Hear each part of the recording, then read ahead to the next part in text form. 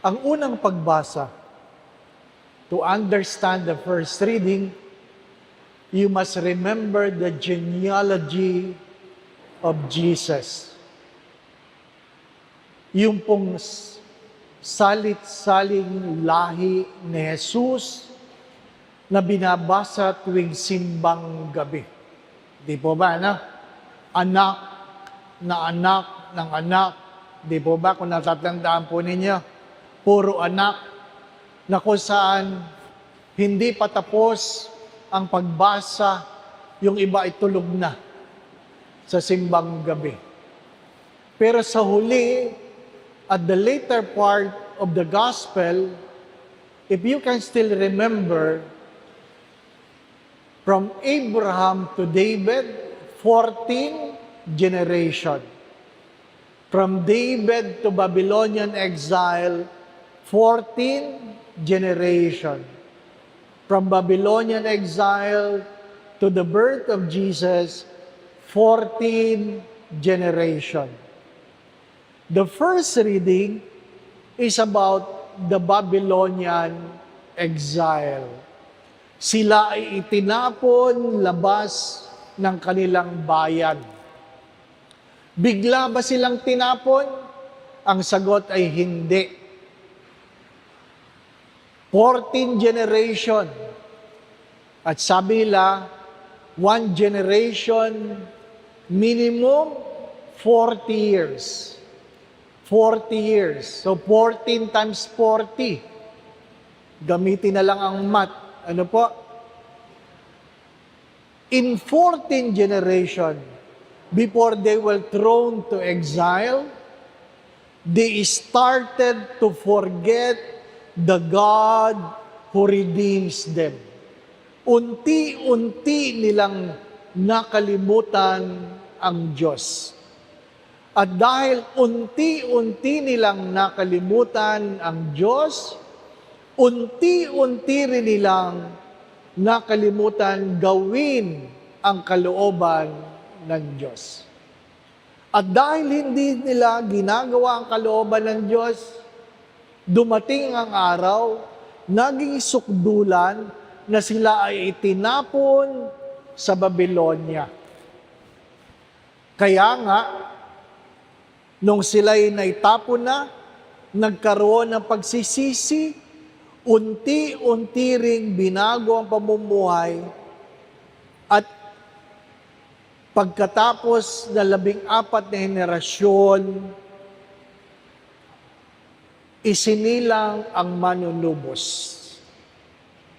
Ano po ang kaugnayan nito sa Ebanghelyo? Hindi kayo biglang nagkasakit. Ang inyong mga karamdaman ay produkto ng unti-unting pag-aabuso ng sarili.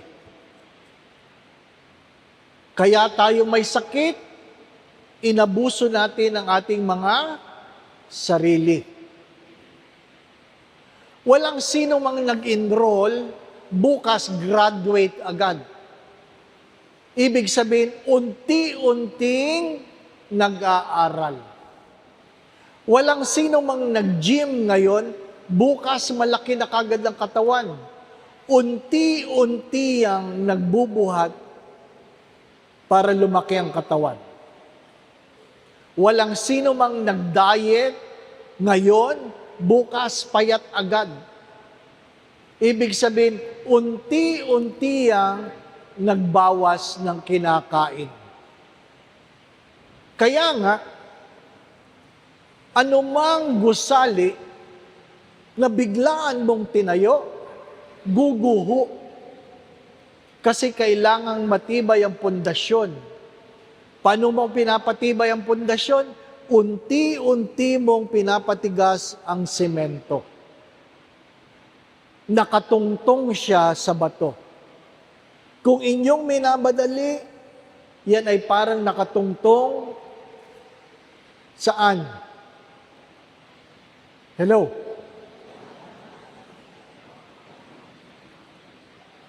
Nakatungtong sa buhangin. Mga minamahal na mga kapatid, Ang mabuting ugali ay unti-unting napapag-aralan ng anak. Kaya yung anak na suwail, pasaway, yan din ay unti-unti niyang natututunan. Walang biglaan. Walang biglaan. Ang hamon sa araw na ito ay, kailangan mong tandaan na kung ano man ang itinanim mo ngayon, hindi mo yan pwedeng anihin bukas. Whatever seeds you plant today, you cannot eat the fruit immediately. Hindi mo pwedeng anihin ang bunga na katatanim mo lang. Unti-unti yang sisibol, unti-unti yang lalabas, unti-unti yang lalaki, at unti-unti yang mamumunga.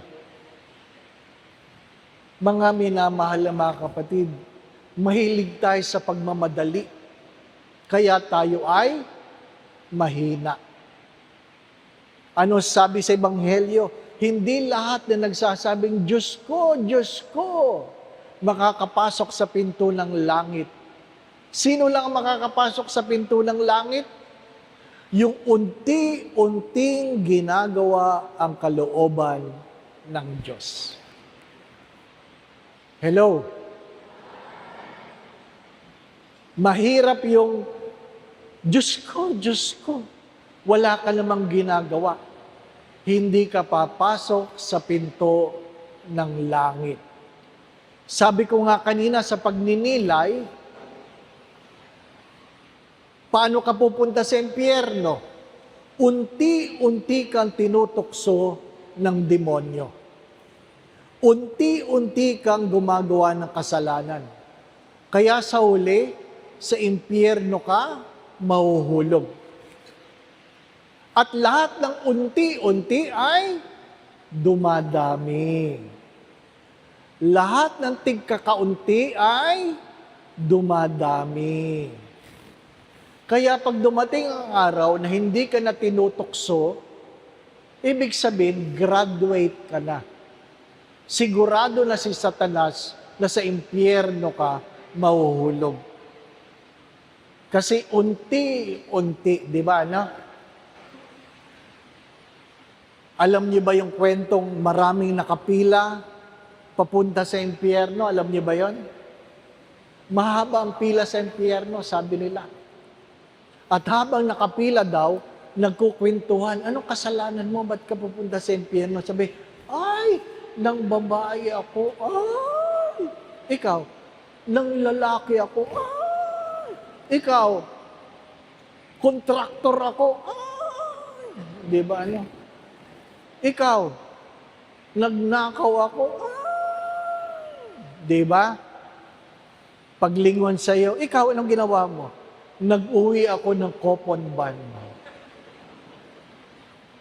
Yung mga nag-uwi ng gamit sa opisina, unti-unti, di po ba, no? Paisa-isang page, nag-pre-print ang assignment ng anak, di ba? Nag-uwi ng ballpen, nag-uwi ng eraser. At sasabihin nyo, konti lang naman ito. Siyempre, lahat ng kaunti, pag pinagsama-sama, madami na.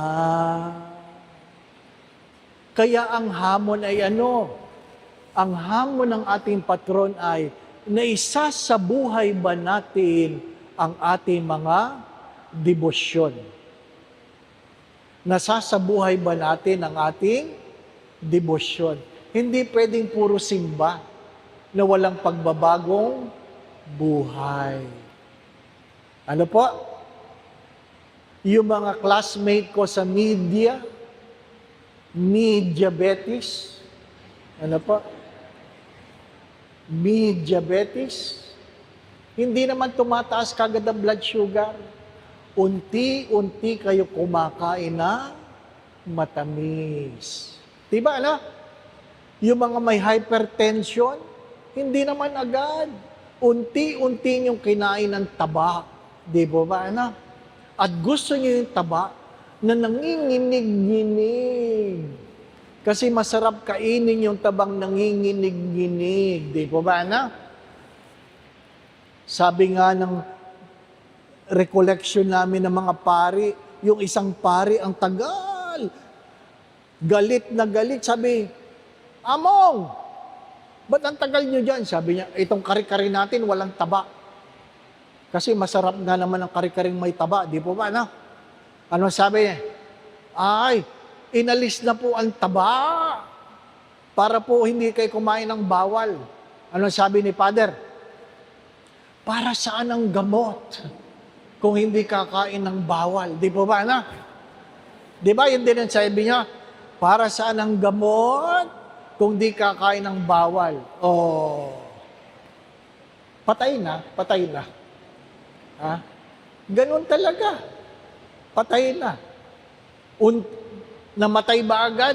Hindi. Unti-unting ninanamnam ang taba. Di po ba, na? Huwag kayong mag-alala. Dadami din yan. Di po ba, na? Tapos, pag tinanong kayo, sa anong pamamaraan niyo gustong mamatay? Gusto niyo bang naghihingalo pa? Huwag po, Father. Gusto mo bang nadaganan ng building? Huwag po, Father. Gusto mo bang nasagasaan? Huwag po, Father. Gusto mo bang nalunod? Huwag po, Father. Diba? Anong gusto mo pamamaraan para mamatay? Para kunin ka na ni Lord. Sana kunin ako ni Lord habang natutulog. Ay, di po ba, na? Para wala nang hirap. Gusto ng lahat, kunin sila habang natutulog. Ano problema yan? Yan ang panalangin ng marami. Kaya ngayon sa misa, may namamatay na. Natutulog eh. Unang pagbasa, unang pagtulog. Ikalawang pagbasa, pangalawang pagtulog. Humiliya, mahaba-habang pagtulog. Kaya kinuha na ni Lord. No? Unti-unting pagtulog. Diba? Sige, matulog kayo. At yung katabi ninyo, hayaan nyo lang sila. Hayaan nyo lang. Pagtulog po yan, hayaan nyo lang. Hayaan nyo lang. Huwag nyong istorbohin. Baka kinukuha na ni Lord. Di po ba? Na? Unti-unting natutulog. Mga minamahal na mga kapatid, dalawa lang yan. Unti-unting kasalanan o unti-unting kabutihan. Hindi yung tumatawag lang ng Diyos ko, kundi ginagawa ang kalooban ng Diyos. At ito po ang ating panalangin. Nawa sa sarili nating pamumuhay, ginagawa natin ang kalooban ng Diyos kahit paunti-unti. Amen. Bagamat kaklase ko si Among Ching, ang natutunan ko lang ay saguli, mangan, putang benge, malago. Tama ba? Malago. Pero hindi ko po makalimutan, dakal salamat. Dakal salamat. Okay. Salamat po sa pagkakataong makapaglingkod. Huwag po nating kakalimutan, hindi tayo biglang nahuhulog sa impyerno. Yan ay unti-unting pagkakasala. Kaya hindi tayo biglang aakyat sa langit. Yan ay unti-unting paggawa ng mabuti. The Lord be with you. And may Almighty God bless you in your family. In the name of the Father, and of the Son, and of the Holy Spirit. Amen. The Mass has been offered. We go in peace to love and serve the Lord.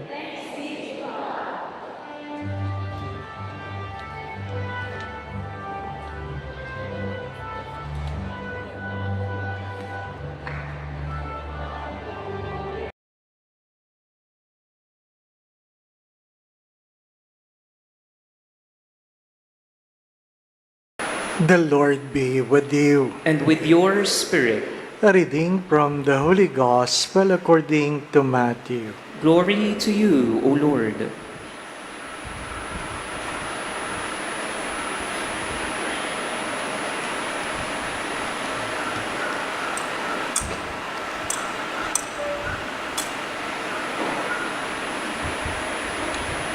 When Jesus went into the region of Caesarea Philippi, he asked his disciples, "Who do people say the Son of Man is?" They replied, "Some say John the Baptist, others Elijah, still others Jeremiah or one of the prophets." He said to them, "But who do you say that I am?" Simon Peter said in reply, "You are the Christ, the Son of the living God." Jesus said to him in reply, "Blessed are you, Simon, son of Jonah. The flesh and blood has not revealed this to you, but my heavenly Father. And so I say to you, you are Peter, and upon this rock I will build my church, and the gates of the netherworld shall not prevail against it. I will give you the keys of the kingdom of heaven. Whatever you bind on earth shall be bound in heaven, and whatever you loose on earth shall be loosed in heaven." Brothers and sisters, the Gospel of the Lord. Praise to you, Lord Jesus Christ.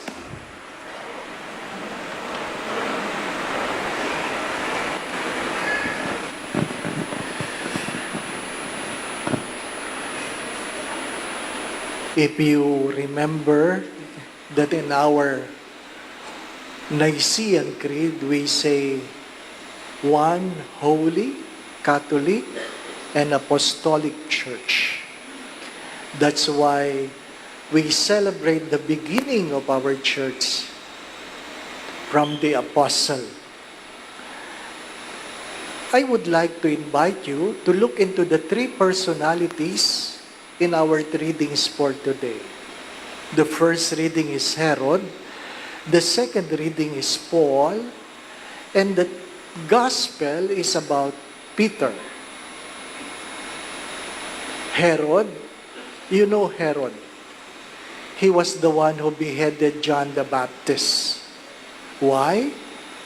Because the daughter of Herodias made a dance, and she requested through her mother the head of John the Baptist. What is the first reading all about?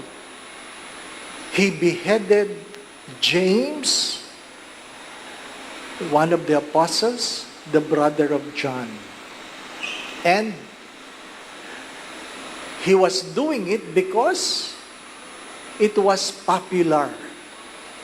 It was popular. It was not about the right thing to do. There are things he was doing because it was popular. And we have a lot of people doing things because it was popular. It's not about right and wrong. But it is the most pleasing to the eyes of other people. What is the second reading? Paul. You know, Paul used to be Saul, who persecuted the believers, thinking he was doing it for God until God struck him with the lightning, and a conversion happens.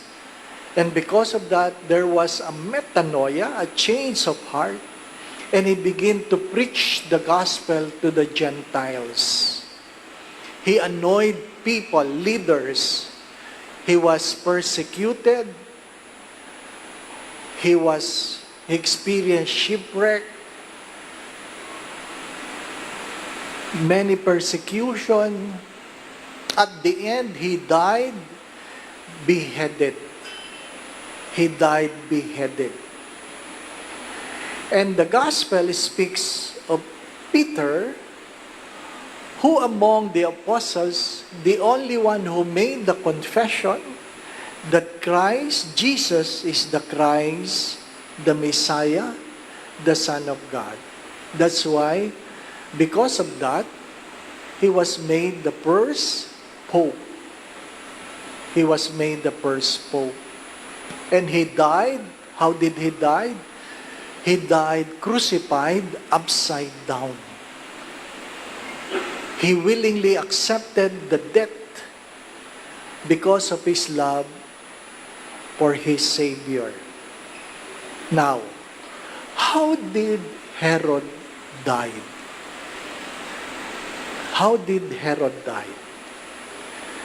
Herod, according to history, can you imagine? History has to write it. That Herod was still alive, worms are eating his flesh. While he was still alive, worms are eating his flesh. That's why he experienced so much pain. He wished to die. And I do not know why they have to write it. That Herod, while he's still alive, his genitals were full of maggots. Can you imagine? Inuuod ang ari niya. Ha? Maybe that's how the Lord made him suffer. But what is more important is to ask the question, who are you? Who are you among the three? Are you among the Paul who do things because you remember the crown that is prepared for you at the end? Are you among the Pauline who tries to convert people? Because, I hope not because Paul was guilty of persecuting the Christians and he is trying to make up for it. Or are you the Peter who do things out of love? If you still remember in the resurrection, Christ confronted Peter by asking him the three questions of love. Do you love me? Because Peter denied Jesus 3 times, hindi naman siya sinumbatan ni Jesus. He was asked, do you love me? And because of that, after that encounter, he was doing things out of love for God. Are we doing things out of love for God? Or are we doing things out of obligation? Or worse, we are among the Herod who don't think whether what we're doing is right or wrong. What we simply think is ourselves, our own popularity, our own comfort, our own security. The 13th Sunday of Ordinary Time, the Gospel reminds us of what? Unless your love for God is greater than your love for your mother and father, you cannot follow Christ. That's why some people in love for Christ, they have to leave behind their mother and father. And I've shared this yesterday, that is the most difficult decision I have done in my life. In pursuing the vocation to the priesthood, I have to leave behind my mother and father. God knows how much I love them. God knows how much I love them. But many of us have abandoned our parents not because we love Christ, but because we love ourselves. We love ourselves. 3 things I would like you to think about. 3 things from the 3 personalities. Children, if you know this, that the house of our parents remain our house.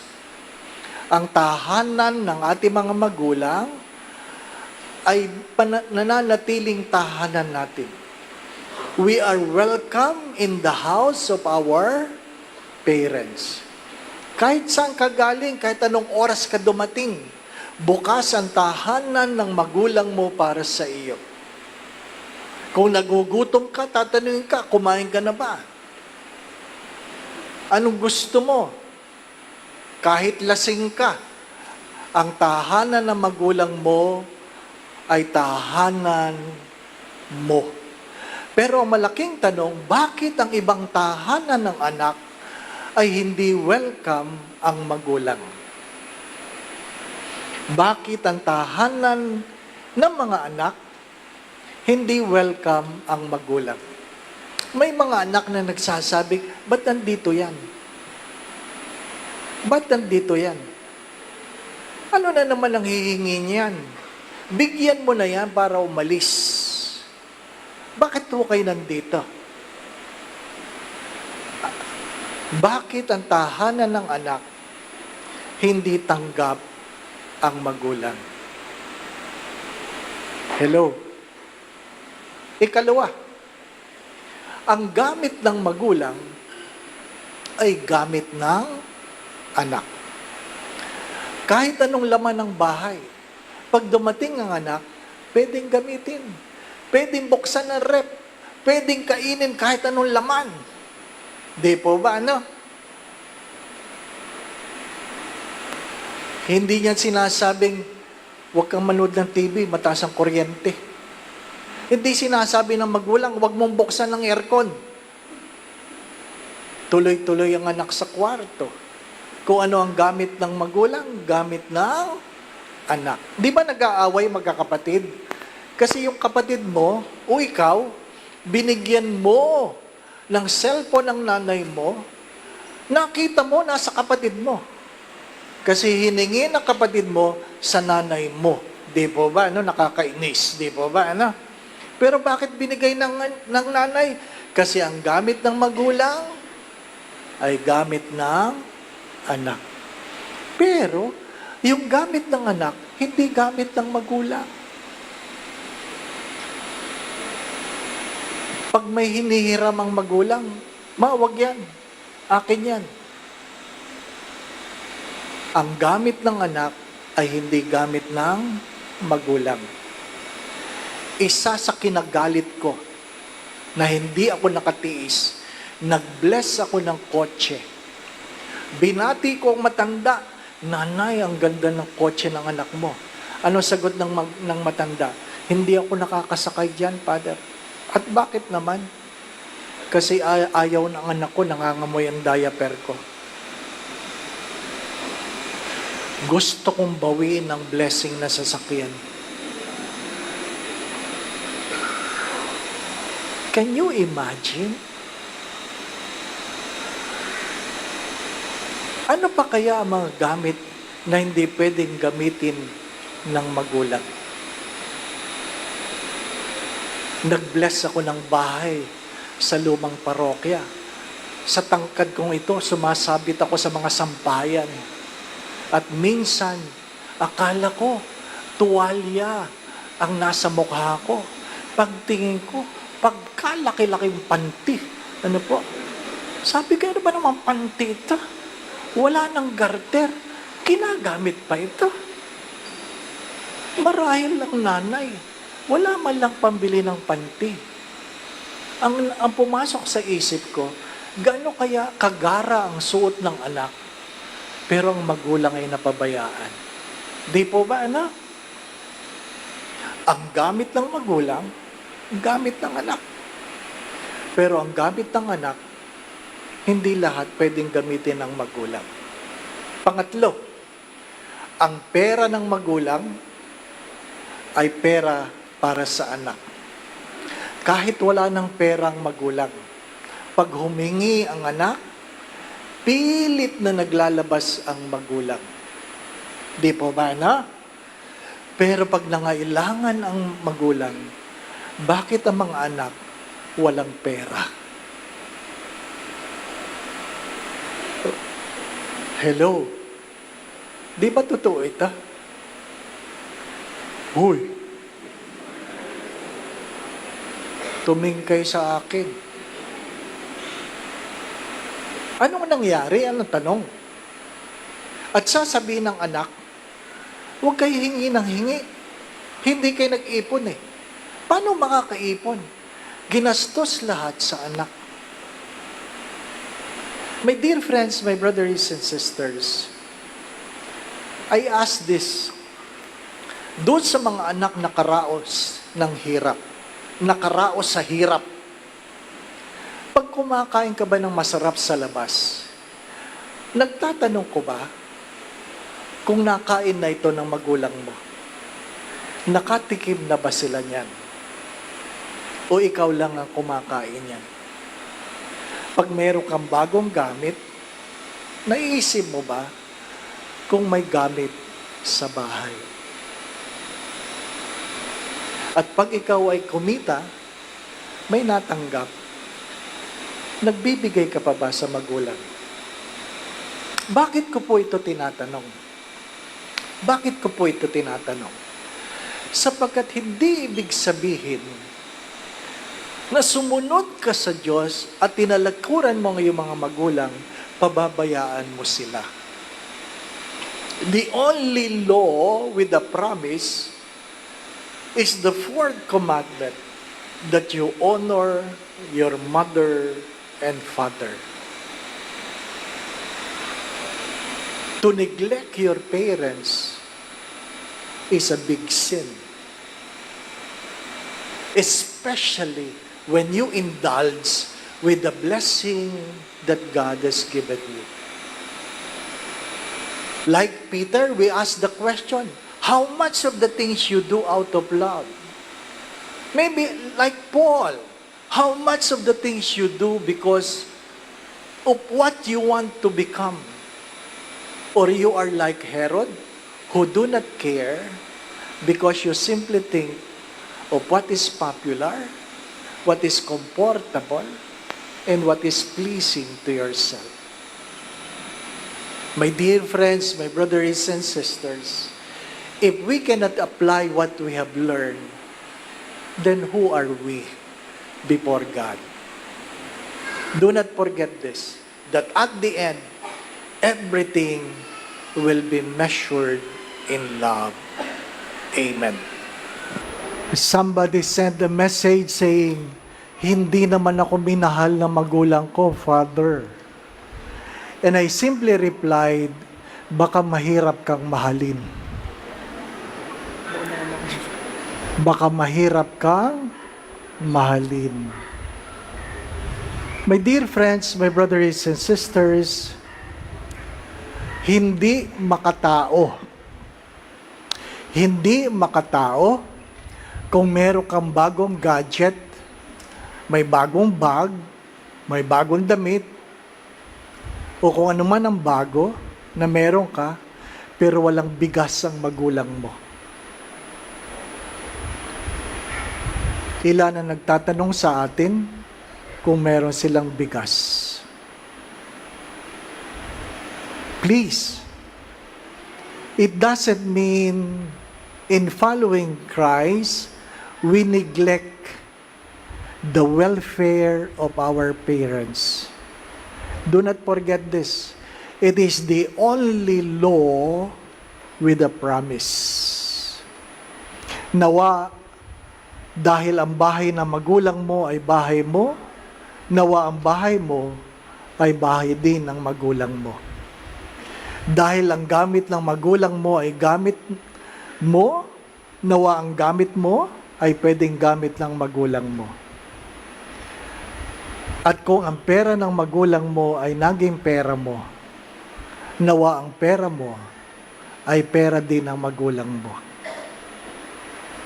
The Lord be with you. And with your spirit. And may Almighty God bless you and your family, the Father, the Son, and the Holy Spirit. Amen. The Mass has been offered. We go in peace to love and serve the Lord. Thanks be to God.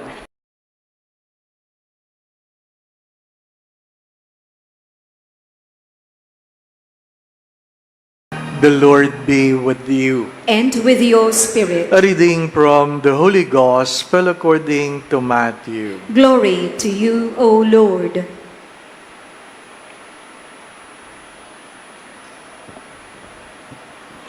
When Jesus went into the region of Caesarea Philippi, he asked his disciples, "Who do people say that the Son of Man is?" They replied, "Some say John the Baptist, others Elijah, still others Jeremiah or one of the prophets." He said to them, "But who do you say that I am?" Simon Peter said in reply, "You are the Christ, the Son of the living God." Jesus said to him in reply, "Blessed are you, Simon, son of Jonah, for flesh and blood has not revealed this to you, but my heavenly Father. And so I say to you, you are Peter, and upon this rock I will build my church, and the gates of the netherworld shall not prevail against it. I will give you the keys of the kingdom of heaven. Whatever you bind on earth shall be bound in heaven. Whatever you loose on earth shall be loosed in heaven."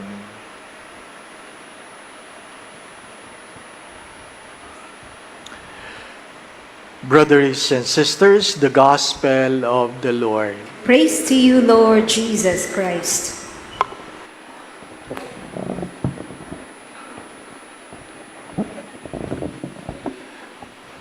Three personalities I would like you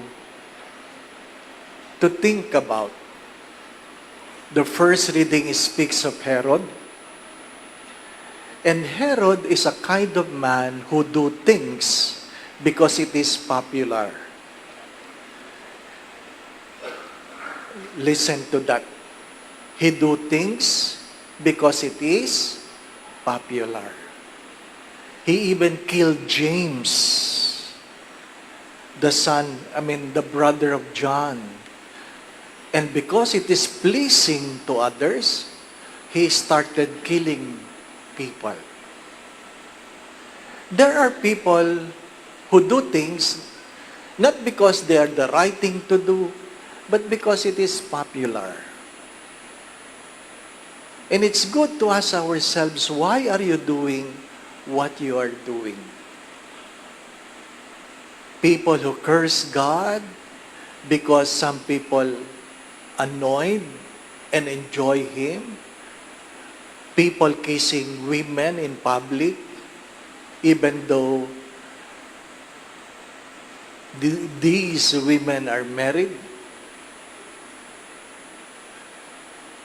Who publicly say, patayin mo yan, ipapatay mo yan, nakawin mo. People who do things because he is being applauded. Again, it's good to ask ourselves, because many of us would do things for the sake of acceptance. Many of us are doing things for the sake of acceptance. The second personality is Paul, the apostle to the Gentiles. You know his story. He pursued people, bringing them to court, those who believe in God, in Christ, thinking he was doing it for God, until a lightning struck him and made him realize he was doing wrong. So he changed his life. He became the apostle to the Gentiles. He was persecuted. And many of the writings said he experienced shipwreck, plague, beaten, name it. And the second reading, without him knowing, he's already saying some farewell words thinking it is already his last days. Nagpapaalam na siya without knowing that he will die being beheaded. And what was the reason why he's doing it? Because he wants to have the crown that belongs to those who follow Christ. That's the reason why he's doing it. Kahit mahirapan, kahit magdusa, kahit makulong, para saan? Para maabot ko ang biyaya na nakalaan sa mga naglilingkod sa Diyos. The third person is Peter. You know, Peter denied Jesus 3 times. That's why in the resurrection, the question to Peter was, do you love me? 3 times also. Hindi siya sinumbatan ni Jesus. Tinanong siya dahil ang unang tao, si Herod, ginagawa niya dahil yun ang gusto ng tao.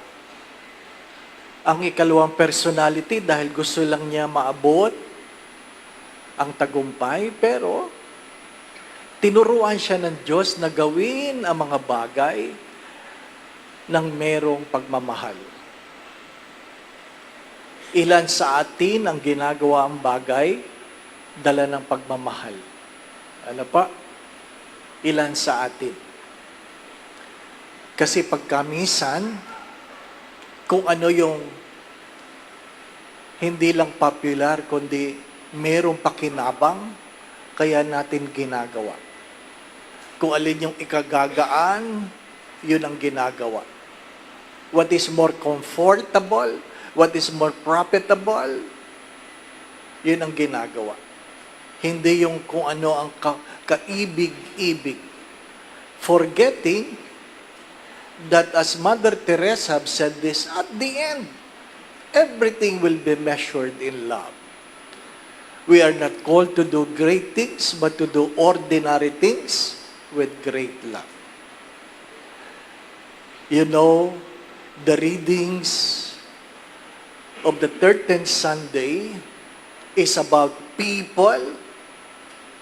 Unless they love Christ more than their parents, their mother and mother, they will not be able to follow Christ. Kung hindi mo mahal ang Diyos ng higit sa lahat, hindi mo kayang sumunod sa Diyos. At ang pinakamahirap talikuran ay magulang. Magulang. Ano po? Sa maraming tao. Kasi may mga taong ang unang tinatalikuran ay magulang. Di po ba, no?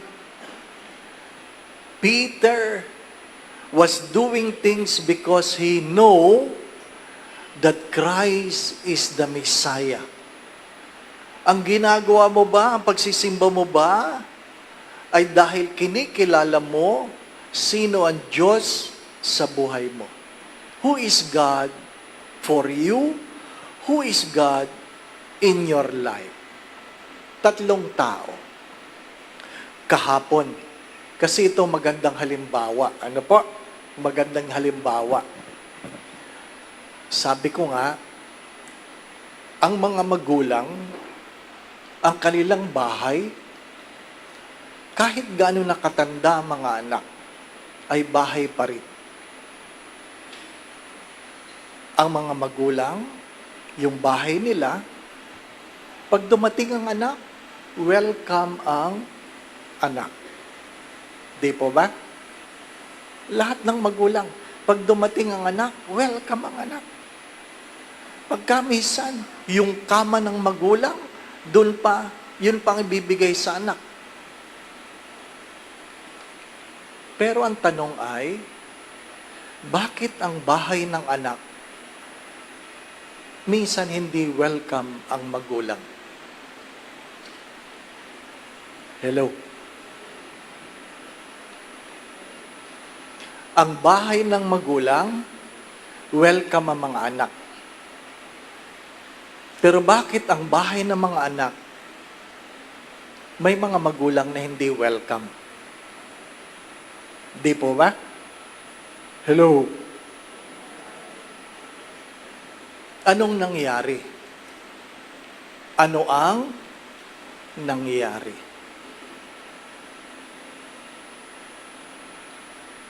Pag pumunta ka sa bahay ng nanay mo, ano makita mo? Pag hiningi mo, sasabihin sa'yo ng magulang mo, sige, iyon na yan, iyon na yan. Di ba, no? Iyon na yan. The property of the parents, whatever, becomes the property of the children. Kaya nga nag-aaway-away magkakapatid, di ba, no?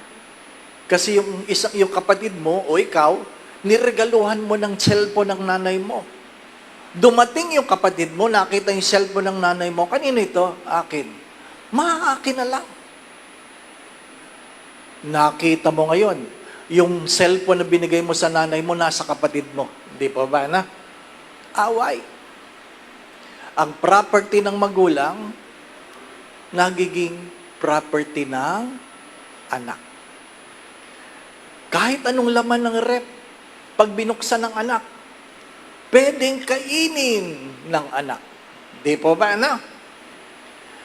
Pero, yung property ng anak, hindi property ng magulang. Hindi property ng magulang.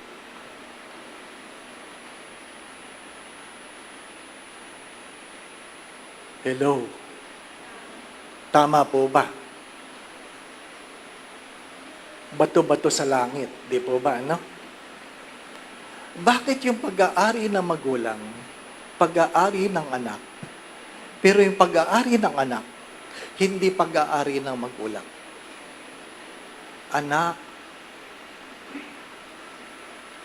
baka naman pwede mo ibigay sa akin itong t-shirt na ito, luma na. Wag, wag.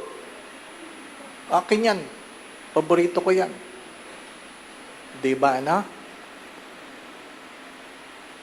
Ikatlo. Father, tama na. Hindi. Ikatlo. Para ramdam. Di ba ba, no? Yung pera ng magulang ay pera ng anak.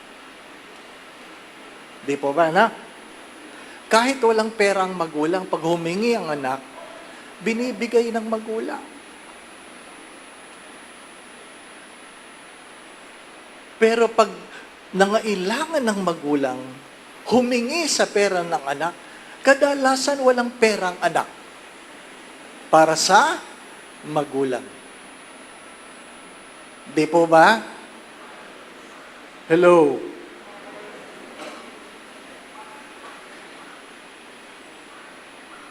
Anong nangyari? Anong nangyari? Di po ba, ano? Tapos merong mga anak na susumbatan ng magulang. Kaya kayo mahirap eh. Hindi kayo nag-ipon. Na kaya walang naipon ng magulang dahil nabigay lahat sa anak. Ano ang nangyayari? Magulang na hindi tanggap sa tahanan ng anak. Ang gamit na hindi pwede sa magulang dahil para lang sa anak. Ang mga anak na palaging walang pera para sa magulang. Ano po ang nangyari? Yung tatlong tao sa mga pagbasa ay nagtatanong, sino ako sa kanila? Sino ako sa kanila? Mga minamahal na mga kapatid, ang natatanging kautusan na merong pangako ay ano? That you honor your mother and father. That is the only law with a promise.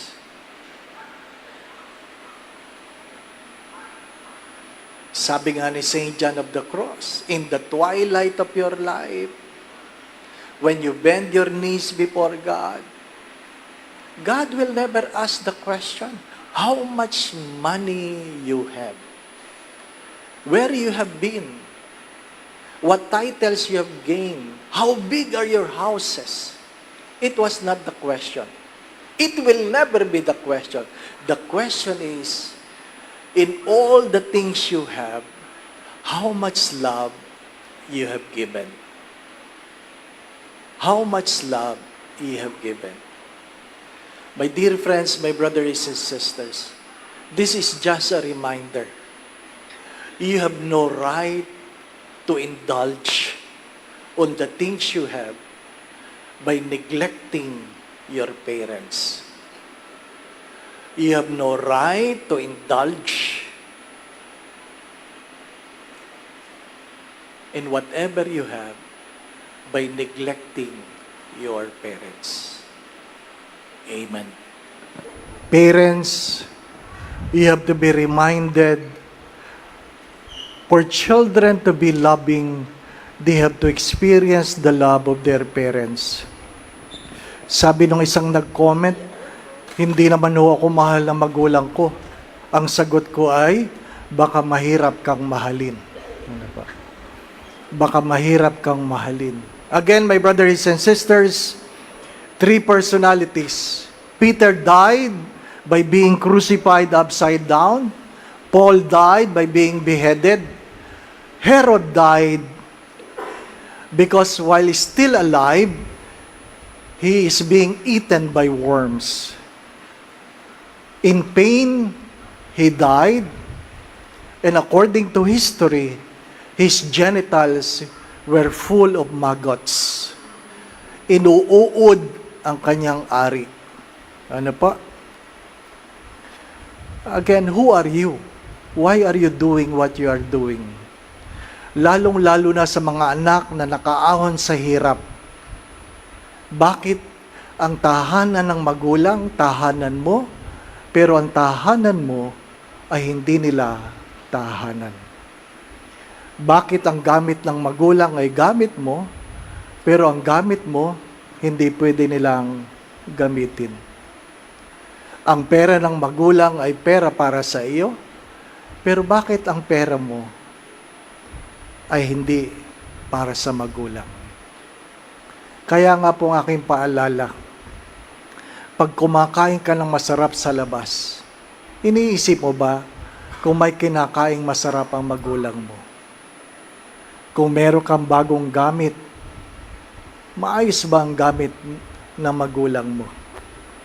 Sa isang parokya na pinanggalingan ko, minsan nagbabahay-bahay ako, sa hindi ko na may inaasahang pagkakataon, dumaan ako sa sampayan, yung mukha ko, natabunan ng pagkalaki-laking panty. Ano pa? Hindi ko makalimutan. Ang laki. Wala nang garter. Ano po?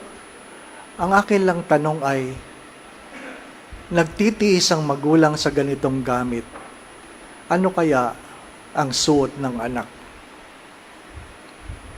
At ang isang malungkot na kwento ay, isa sa overpass.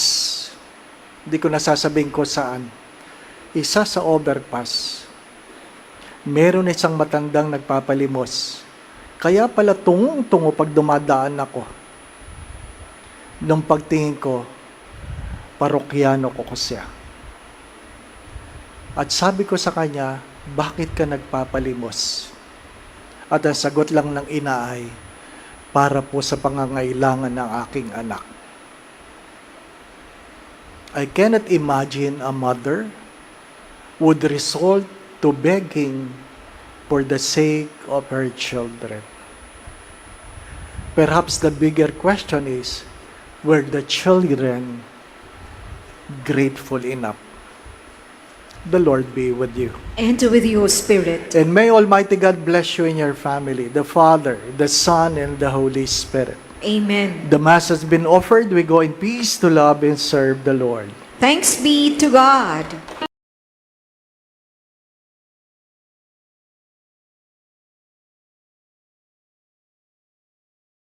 The Lord be with you. And with your spirit. A reading from the Holy Gospel according to Matthew. Glory to you, O Lord.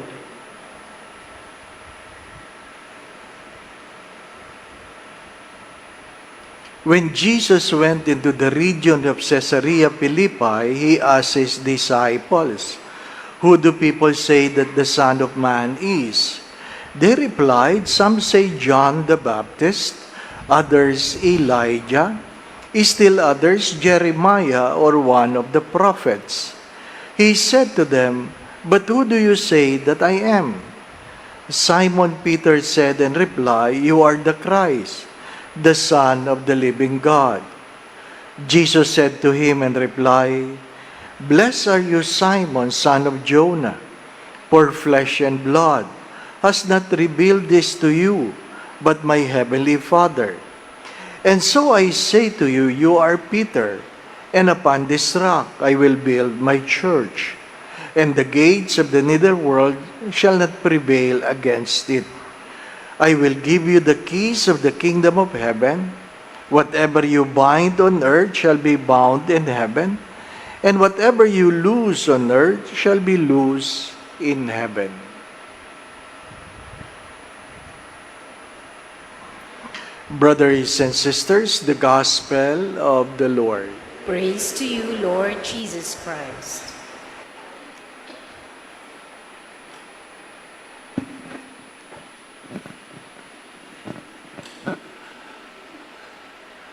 I would like to put into context what I will share tonight. For the past 2 days, I have been sharing this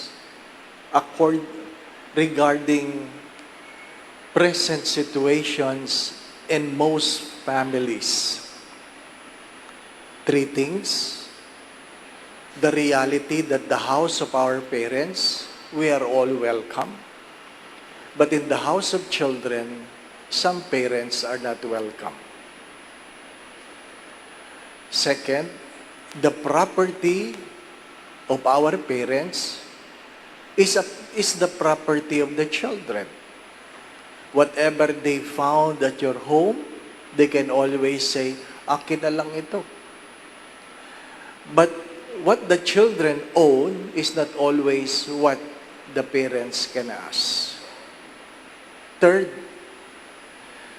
the money of your parents is always for the children. Kahit walang pera.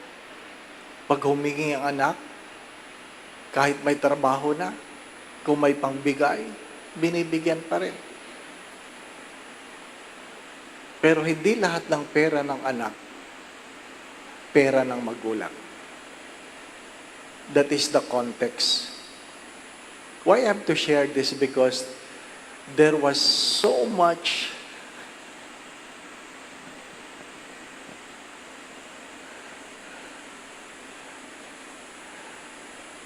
disagreement. I mean, many messages were sent ranting about it. Sabi nung isa, ay kasalanan naman ng mga magulang namin yan, kaya kami nagkaganito. Ano pa?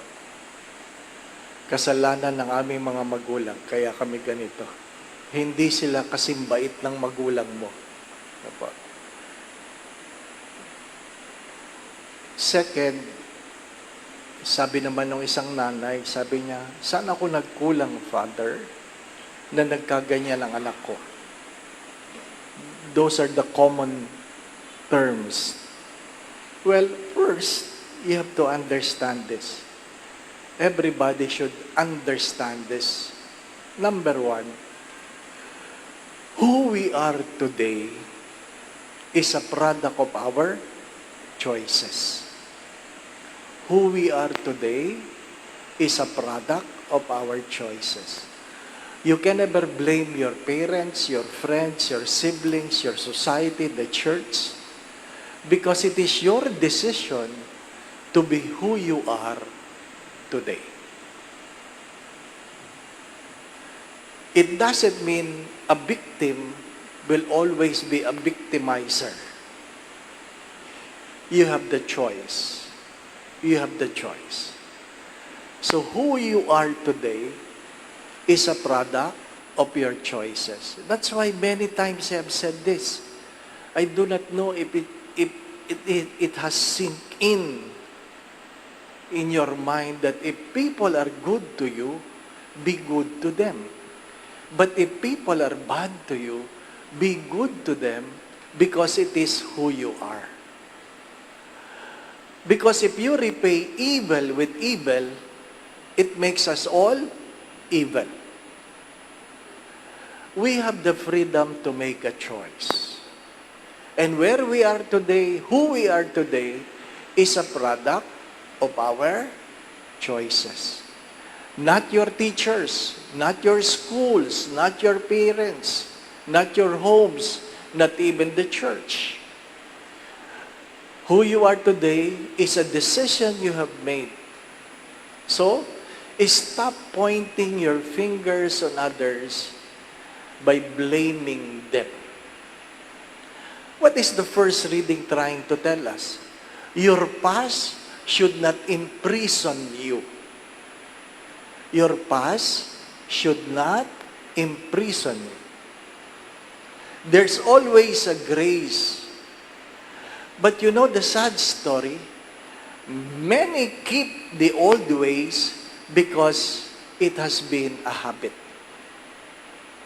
Many keep the old ways because it has been a way of life. Many keep the old ways because they find it comfortable. Ayaw na nating magbago kasi nasanay na tayo sa lumang pag-uugali. Second, you have to understand this. Many times I've said this, that your emotion is temporary. But whatever you decide becomes permanent. Your emotions are temporary. Whatever you decide becomes permanent. You should never decide on how you feel because your emotions will change from time to time. What is the basis of your decision? Not who is right, but what is right. What is right transcends time. Who is right will depend on how long the person will live. What is right will always be right. So you don't decide on how you feel and who is right, but what is right. Third, my dear friends, I'm not saying you forget your past. As Barbara Streisand have said this, there are no mistakes in life, only lessons to learn. So whatever your experiences, you ask the question, what have I learned from it? What have I learned from it? Anong frustration ng maraming anak na kung saan ang kailang mga magulang ay nagtiis, nagsakripisyo, nagsumika para sila'y umunlad. Anong frustration? Nung nakaahon sila, patay na ang magulang. Hindi na nila nasuklian yung kanilang pagsasakripisyo. Don't wait for the day. As I always say this, ang utang na loob ay hindi nababayaran. Ang utang na loob ay tinatanaw. At kahit kailan, kung mag-aantay ka na ikaw ay yayaman bago ka magbigay, hindi ka na makapagbibigay. Bakit? Hindi ka na yayaman. Tandaan nyo yan. Pag sinabi mong, wala kasi akong oras, you don't look for time. You make time. What is the gospel trying to tell us? Peter, Paul, Yes, they have different background, but they have decided to become who they are. Herod, perhaps the most powerful, the most prominent, turned out to be the most evil. At magandang tandaan ito, hindi inantay ng Diyos na si Herodes ay magdusa sa impyerno. According to history, Herod died begging because of so much pain in his body. Worms are eating his flesh. You can read it from history. Worms are eating his flesh. That's why he was begging to die. The most scandalous is that his genital was full of maggots. His genital was full of maggots. Yung babaero ka, buhay ka pa, may uod na ang ari mo. Di ba?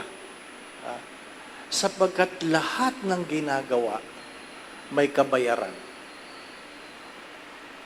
Lahat ng ginagawa, may sukli.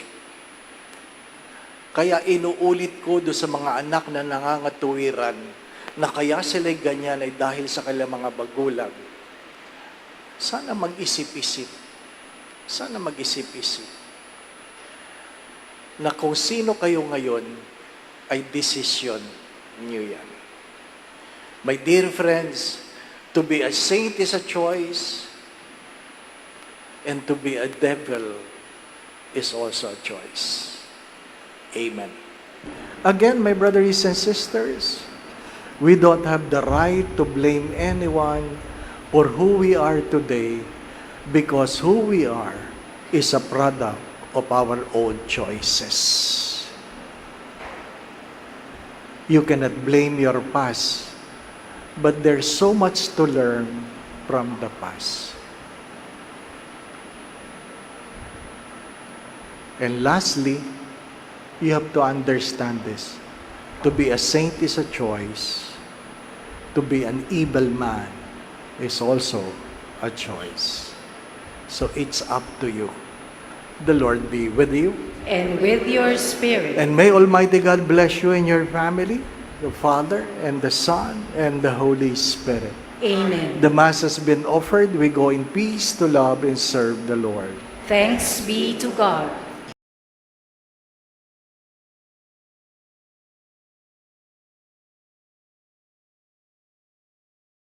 The Lord be with you. And with your A spirit. reading from the Holy Gospel according to Matthew. Glory to you, O Lord.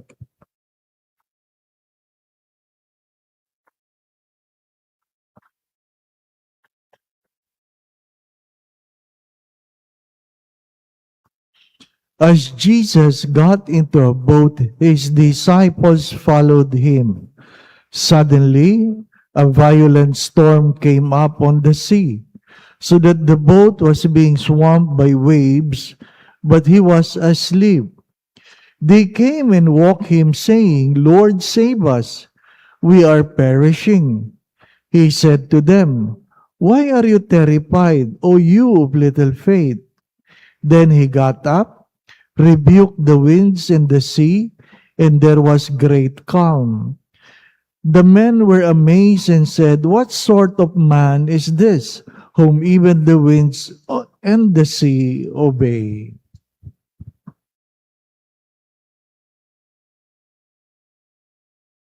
Brothers and sisters, the Gospel of the Lord. Praise to you, Lord Jesus Christ. Bishop Rene, Father Augustine, sa inyo pong lahat, magandang umaga. Ang unang pagbasa ay nagpapaalala na tayo ay itinangi ng Diyos. Itinangi ng Diyos. Na kung saan ang pagtatangi ng Diyos ay nag-aanyaya sa atin ng higit na pagmamahal. Hindi ba dapat lamang kung ikaw ay minamahal, sinusuklian mo ang pagmamahal na ito? Pero ang paanyaya ay hindi lang dahil ikaw ay natatakot na baka bawiin ang pagmamahal, kundi meron itong pagtanaw ng utang na loob. Pagtanaw ng utang na loob. Ang unang pagbasa din ay nagpapaalala na ang pagsuway sa isang Diyos na nagmamahal ay may kaakibat na kaparusahan. There's a warning in the first reading that if you fail to obey, then the wrath of God will be on you. Anong klaseng Diyos ito? What kind of God is this? In the gospel, He is a God who can rebuke the wind and the storm. Ganon siya kamakapangyarihan. Na kung saan, kahit sa kanyang pagkakaidlip, ay hindi niya tayo pinapabayaan. Ano po ba ang hamon? What is the challenge? Saint Mary Goretti, Santa Maria Goretti, ay nagpapaalala ng tatlong bagay. Palagi niya yung sinasabi. Sabi niya,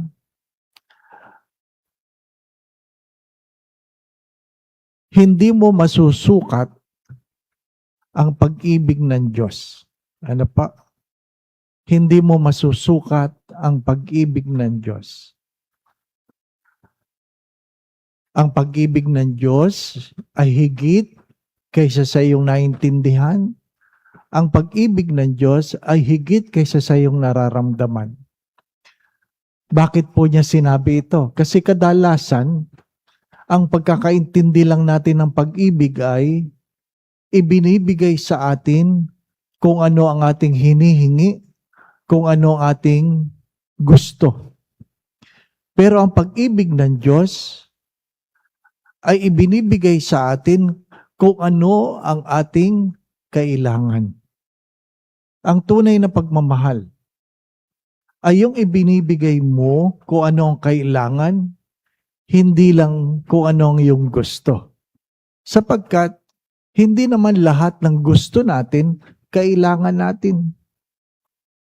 Hindi lahat ng gusto natin, kailangan natin. Ikalawa, pinapaalala po ng mahal na patron ay na huwag nating kakalimutan ang pagdiriwang ng banal na Eucharistia sapagkat ito ang isa sa pinakamalalim ng pagpapahayag ng pag-ibig ng Diyos. The deepest expression of God's love for each and every one of us is by allowing us to participate in the Eucharist and allowing God that be received. Kung saan, hinahayaan ng Diyos na siya'y ating tanggapin. Hindi dahil tayo ay mabuti, kundi dahil siya ay mabuti. Ang ating paglapit sa Diyos sa banal na Eucharistia ay hindi nagsasabing tayo ay banal, kundi inaanyayahan tayong maging banal. Mabait at mabuti ang Diyos, kahit hindi tayo mabuti. Ikatlo, sabi ng patron, sabi niya, ito ang Diyos na kung saan punong-puno ng pag-asa. Kung saan pwede tayong humawak sa kanyang pag-asa sa atin. Kahit wala na tayong pag-asa sa sarili natin, hindi siya nawawala ng pag-asa sa atin. He is a God who hopes He is a God who waits. He is a God who transforms. Tatlong bagay na marahil ipinapaalala sa atin ng ating patron. Ano po ang tugon? Ang tugon ay, sabi nga sa tema, nawa ay meron tayong pagsunod that we may become obedient to God. In what way? We begin to humble ourselves. Meron lamang tunay na pagsunod kung mayroong tunay na kababaang loob. Sino lang ang pwede sumunod sa Diyos? Yung mga taong merong mababaang loob. Kahit kailan ang mayayabang, hindi mo pwedeng pasunurin. Kasi punong-puno sila ng sarili nila. Mga minamahal na mga kapatid. Ano lang ang ibig kong ipaalala? Hindi ginamit ng Diyos ang kanyang kapangyarihan para tayo ay pasunurin. Ginamit ng Diyos ang kanyang pag-ibig upang tayo ay tumugon ng may pagmamahal. Maraming beses ko na po itong sinasabi na kung saan pwede kang maglingkod ng walang pagmamahal. Pero kahit kailan, hindi ka pwedeng magmahal nang hindi ka maglilingkod. Pwede ka magtiis ng walang pagmamahal. Pero kahit kailan, hindi ka pwedeng magmahal na hindi ka marunong magtiis.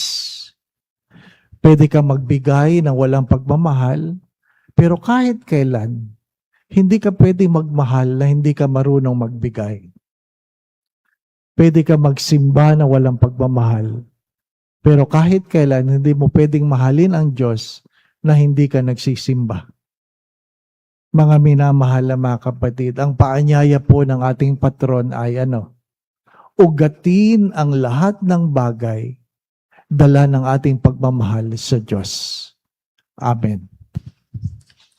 Again, my brothers and sisters, anumang unos ang pinagdadaanan mo sa buhay, huwag mong kalimutan na ang pagmamahal ng Diyos ay higit sa anumang pagsubok na iyong pinagdadaanan. Anumang unos na pinagdadaanan mo ngayon sa buhay, huwag mong kakalimutan na ang pag-ibig ng Diyos ay higit sa anumang problemang iyong nararanasan. The Lord be with you. And with your spirit. Bow your heads and pray for God's blessing. Naway patuloy kayong ingatan ng Diyos, silayo kayo ng Diyos sa lahat ng uri ng kapahamakan. Patuloy kayong pagkaluban ng kalakasan, kalusugan. Kung meron man sa inyong may karamdaman, naway pagkaluban kayo ng Diyos ng kagalingan. Gabayan kayo ng Diyos sa lahat ng inyong mga iniisip at ginagawa. Kung meron man kayong pinagdadaan ng suliranin o problema, tuwangan nawa kayo ng Diyos. Alisin ang inyong mga pagkatakot at pangamba.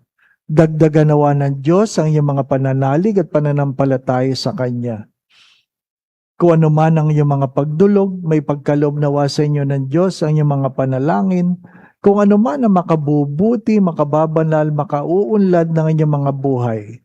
Sa tulong at panalangin ng mga banal, lalong-lalo na ng mahal na Birhen, gayon din ni San Jose tapat niyang esposo, ang ating patron, Santa Maria Goretti, pagpalain nawa kayo ng Diyos sa ngalan ng Ama, Anak, at Espiritu Santo. Amen.